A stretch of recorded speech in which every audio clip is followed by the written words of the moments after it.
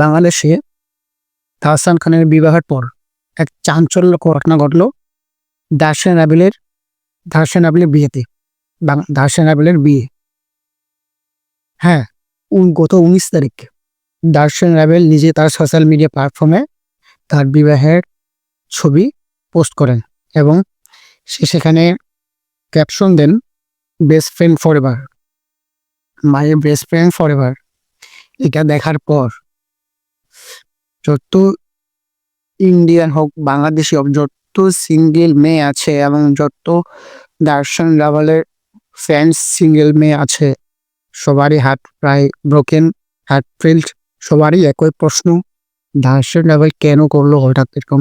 হ্যাঁ, এটা প্রশ্ন আমারও, কেন দার্শন রাবেল কাউকে না জানিয়ে এরকম একটা বিবাহ, এরকম একটা পদক্ষেপ নিল, এটা আমার প্রশ্ন।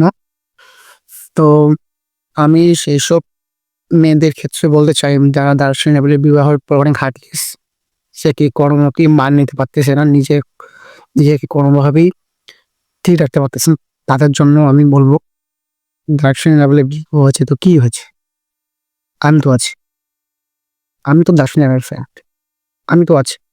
আমাদেরকে একটু দেখেন ভাই, তিনি কেন এত এত মেয়েকে কষ্ট দিয়ে কাঁদিয়ে কেন হঠাৎ করে বিয়ে করে নিল, কেন? হ্যাঁ, এই প্রশ্নটা আমার, আমি এখন তার ছেলে ভক্ত, তার অনেক আগে থেকে ফ্যান, ছোট থেকে 2014 সাল যখন আমার সোশ্যাল মিডিয়ায় বা 2014 সালে যখন আমি ফোন ইউজ করি তখন থেকে ফ্যান। তো হঠাৎ দার্শন রাবেল এরকম একটা পদক্ষেপ নিল, খুব মন খারাপ। তবে ভালো লাগছে, আমার তো কিছু না, তো মেয়েদের জন্য কষ্ট হচ্ছে যারা এটা কখনো এক্সপেক্ট করেনি তার কাছে।